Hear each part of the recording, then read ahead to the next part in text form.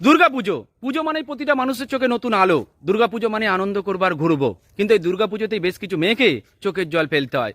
বেশ কিছু মেয়েকে এই দুর্গাপুজো মানেই অশান্তি বলে মেনে নিতে হয়। এরকমই একটি বোন হলো সীমা মাইতি। সেই বোন আমাকে লিখেছে, পুজো সবার কপালে সহ্য হয় না, যেমন আমার। অ্যাকচুয়ালি এই বোনটা এটাই বলতে চেষ্টা করেছে যে পুজো মানেই তার কাছে বারবার অশান্তি ঘুরে ঘুরে আসে।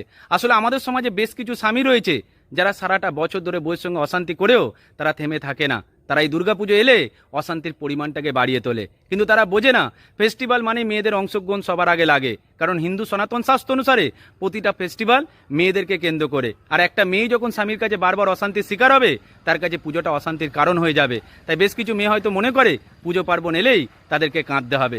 তাই প্রতিটি স্বামীর কাছে আমার একান্ত অনুরোধ, বউকে 365 দিন অশান্তির শিকার করলেও শুধু পুজোর কয়েকটা দিন বইয়ের হাতটা ধরে মণ্ডপে ঘুরে বেড়াবে। দুর্গা মা তোমাদের একসাথে দেখলে তোমাদের সংসারে সুখ ফিরবে।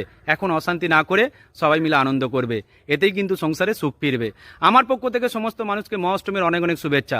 ভালো থাকবে, সুস্থ থাকবে।